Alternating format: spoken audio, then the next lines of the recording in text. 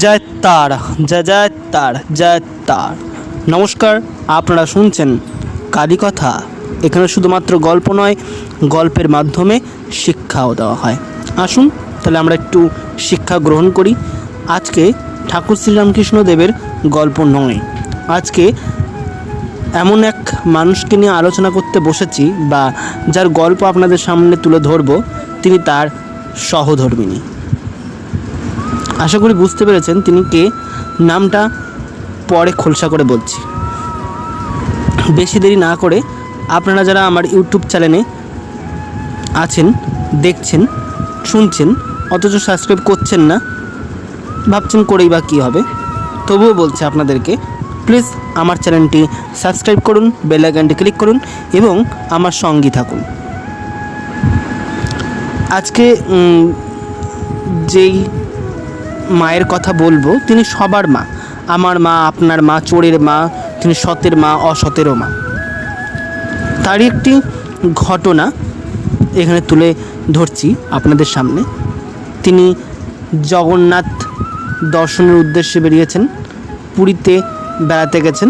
সেই সময় তার সঙ্গে কী ঘটেছিল সেটা নিয়ে একটুখানি আপনাদের সামনে গল্পটা তুলে ধরছি।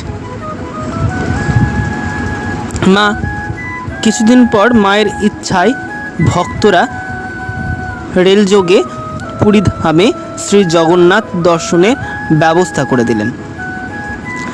মায়ের সঙ্গে দ্বিতীয় শ্রেণীর রিজার্ভ কামরায় ছিলেন গোলাপ মা, রাধু, কুসুম কুমারী, পাগলিনী মামি অর্থাৎ সুরবালা, চুনিবাবুর স্ত্রী এবং মাস্টার মশাইয়ের স্ত্রী ও মায়ের বৃদ্ধ খুড়ি ও খুড়ো হচ্ছে নীলমাধব। পুরীতে থাকার সময় মায়ের পায়ে বিষাক্ত ফোড়া হয়েছিল। ফোড়া পেকে গিয়ে অসম্ভব ব্যথা করতে থাকলেও তিনি তার পা কাউকে দেখাতে চান না এবং দেখাতে দিতেও না। অথচ পায়ের সেই ব্যথা নিয়ে তিনি পায়ে হেঁটে প্রতিদিন জগন্নাথ দর্শনে যেতেন। মায়ের গুণগ্রাহীরা অবশেষে সব ভক্ত যুবক ডাক্তারকে পরামর্শ দিলেন মায়ের পায়ের ওই ফোড়াটি কৌশলে ফাটিয়ে দেওয়ার জন্য। মায়ের অভ্যাস ছিল, কোনো পুরুষ ভক্ত মাকে প্রণাম করতে এলে তিনি সর্বাঙ্গে চাদর মুড়ি দিয়ে বসতেন। সেই সুযোগে ওই ভক্ত ডাক্তার মাকে গিয়ে প্রণাম করলেন এবং মুহূর্তের মধ্যেই ফোড়ার মুখটি চিরে দিলেন। এতে প্রথমটা মা বিশেষভাবে বিরক্ত হয়েছিলেন বটে, কিন্তু সঙ্গে সঙ্গে তার ফোড়ার পুঁজ বেরিয়ে যাওয়ায় তিনি উচ্চারণ করলেন, আহ, বড় আরাম পেলুম। যারা এই ঘটনাটি ঘটিয়েছিলেন তিনি তাদেরকে আশীর্বাদ করলেন।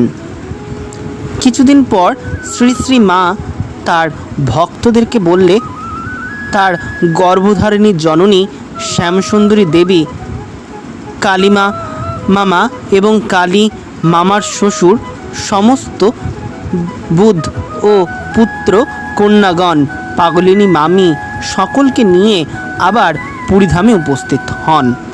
প্রচলিত আছে, প্রভু জগন্নাথের মহাপ্রসাদ গ্রহণে কোনো জাতি বিচারের বালাই হয়নি।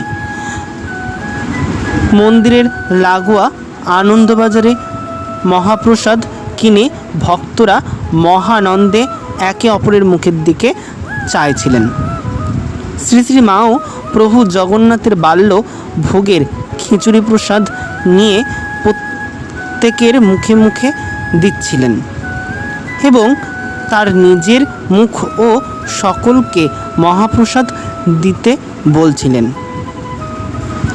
এই সময় কয়েকদিন ধরে শ্রী শ্রী মা ও মা তার গর্ভধারিণী ছাড়া আর সকলেই জয়রামবাটি ফিরে যান। না তার গর্ভধারিণীকে নিয়ে বেশ কয়েকদিন পুরীতেই থেকে গেলেন। ব্যাস এইটুকুই হলো আজকে মায়ের ঘটনা। এরপরে আরও অনেক গল্প আছে, শুনতে পারবেন যদি আপনারা আগ্রহী হন। এই গল্প আরও আছে মায়ের, মা কোথায় কি করেছেন না করেছেন সবই গল্প আমি আস্তে আস্তে দেবো। যদি এই কাহিনী বা এই ঘটনাটা যদি শুনে ভালো লেগে থাকে, প্লিজ আমার ইউটিউব চ্যানেলটি সাবস্ক্রাইব করো, বেল আইকনটি ক্লিক করো এবং আমার সঙ্গে থাকো আর সনাতন হিন্দু ধর্মকে এগিয়ে নিয়ে চলো।